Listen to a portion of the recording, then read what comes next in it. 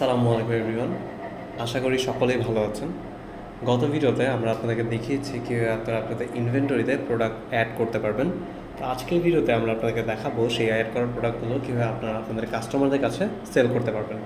So গত ভিডিওতে আমরা আমাদের স্টকিংয়ের মাধ্যমে 3টি প্রোডাক্ট অ্যাড করেছিলাম, যা আপনারা দেখতে পারবেন বিক্রয় প্রেসের মাধ্যমে। তো বিক্রয় প্রেস করলে আপনারা দেখবেন যে আমাদের এখানে অলরেডি 3টি প্রোডাক্ট অ্যাড করা আছে। তো চলুন দেখি এই প্রোডাক্টগুলো কীভাবে আমরা আমাদের ওয়ার্কিং কাস্টমার অথবা রেজিস্টার্ড কাস্টমারদের কাছে সেল করতে পারি। এখানে আমরা ওয়ার্কিং কাস্টমার বলতে বোঝাতে চাচ্ছি যেসব কাস্টমারদের ইনফরমেশন অথবা ডেটা আমরা আমাদের ডেটাবেসে সেভ করতে চাচ্ছি না। আর রেজিস্টার্ড কাস্টমার বলতে আমরা বুঝতে চাচ্ছি যেসব কাস্টমারদের ডেটা এবং ইনফরমেশন আমাদের ডেটাবেসে সেভ করা আছে, যেন আমরা পরবর্তীতে তাদের সাথে যোগাযোগ করতে পারি অথবা একটা কানেকশন বিল্ড করতে পারি। তো চলুন দেখা যায় কীভাবে আমরা আমাদের এই প্রোডাক্টগুলো এখন আমাদের কাস্টমারদের কাছে সেল করতে পারি। তো সেল করতে হলে প্রথমত আপনাকে আপনার কাস্টমারের চাহিদা অনুযায়ী এখানে প্রোডাক্টগুলো কার্টে অ্যাড করতে হবে। তো আমাদের এখান থেকে আমরা কিছু প্রোডাক্ট আমাদের কার্টে অ্যাড করছি। যদি আপনাদের প্রোডাক্ট অ্যামাউন্ট বেশি হয়ে থাকে, সেক্ষেত্রে আপনারা উপরে বিক্রয়ের পাশে অপশন দিয়ে প্রেস করে আপনারা ম্যানুয়ালি আপনাদের অ্যামাউন্ট এখানে ইনপুট নিতে পারেন। তো আমরা এখানে চুজলাম আমাদের 50টা প্রোডাক্ট অ্যাড করতে, বাট আমাদের এখানে কার্টে টোটাল প্রোডাক্ট রয়েছে 33টি, তো অটো এটা 33 হয়ে গিয়েছে। আচ্ছা, তো আমরা এখানে সেভ বাটন দেওয়ার সাথে সাথে আমাদের 33টি প্রোডাক্টের যে পরিমাণ প্রাইস আসা কথা সেই পরিমাণ প্রাইস দিয়ে আমাদের এখানে বিলটি অ্যাড হয়ে গিয়েছে।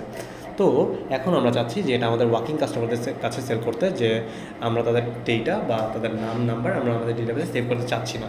তো সেক্ষেত্রে আমরা যদি বিলে প্রেস করি, এখান থেকে ডিরেক্ট আমরা বিল করে দিতে পারবো আমাদের ওয়ার্কিং কাস্টমারদেরকে। তো এখানে এসেছে do you want to print, আমি ইয়েস প্রেস করলাম। তো ইয়েস প্রেস করার সাথে সাথে আমরা দেখতে পাচ্ছি যে এখানে উপরে ইউজার নেম, ইউজার কন্ট্যাক্ট নাল, আর নিচে আমাদের টোটাল পেইড দেখাচ্ছে 3370 টাকা। তো এইটা আপনি যদি চান আপনার কাস্টমারকে প্রিন্ট করে দিতে, সেক্ষেত্রে আপনি এখানে প্রিন্ট প্রেস করতে পারেন। যে প্রিন্টারটা আপনি আপনার ব্লুটুথ অথবা ইউএসবি কোনোভাবে কানেকশন বিল্ড করতে পারেন আপনার প্রিন্টারের সাথে। আর পাশে আরেকটা অপশন রয়েছে, সেটা হচ্ছে শেয়ার, যে বাটনের প্রেসের মাধ্যমে আপনি আপনার বন্ধু, কাস্টমার এবং কারোর সাথেই আপনি আপনার এই ইনভয়েসটি শেয়ার করতে পারবেন। আচ্ছা, চলুন দেখা যাক এবার আপনি যদি আপনার কোনো কাস্টমারকে ডিউ দিতে চান, সেক্ষেত্রে আপনি কী করতে পারেন। ডিউ করতে হলে সেক্ষেত্রে আপনাকে আগের মতনই কিছু আপনার প্রোডাক্ট কাস্টমারের চাহিদা অনুযায়ী কার্টে অ্যাড করতে হবে। তো আমরা কিছু প্রোডাক্ট এখানে অ্যাড করে নিচ্ছি। অ্যাড করে নেওয়ার পরে যেহেতু আমরা আমাদের পরিচিত কাস্টমার ছাড়া কাউকে ডিউ দিতে পারবো না, সেক্ষেত্রে আমাদেরকে প্রথমে কাস্টমার যোগ করে নিতে হবে।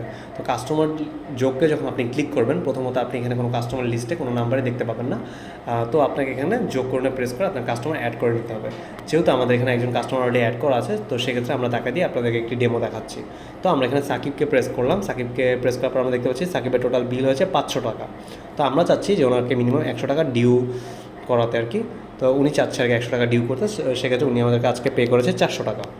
তো আমরা যদি এখন এখানে বিলে প্রেস করি, তো আমরা সাথে সাথে দেখবো যে নিচে লেখা হচ্ছে ডিউ অ্যাডেড এবং উপরে লেখা আছে যে do you want to print. তো আমরা যদি ইয়েস প্রেস করি, তো সেক্ষেত্রে আমরা দেখতে পাচ্ছি ইউজার নেম, ইউজার নাম্বার এবং উনি কী পরিমাণ পে করেছে এবং কী পরিমাণ ডিউ। ওনার টোটাল পে হচ্ছে 400 টাকা, উনি এবং টোটাল ডিউ করেছে 100 টাকা।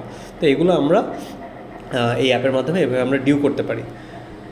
তো এবার যদি আমরা আমাদের ড্যাশবোর্ডে আসি, আমরা ড্যাশবোর্ডে আসলে দেখতে পারবো বিক্রয় ঠিক নিচেই আমাদের এখানে বাকি একটি অপশন আছে, যেখানে আমাদের দেখাচ্ছে আমাদের এখানে 100 টাকা বাকি, যেটি মাত্র সাকিব ভাই করেছে। তো বাকি ফিচারগুলো, বাকি ফাংশনগুলো নিয়ে আমরা আপনাদেরকে পরবর্তী কোনো একটি ভিডিওতে আবার চলে আসবো। আজকের মতো এই পর্যন্তই। আল্লাহ হাফেজ।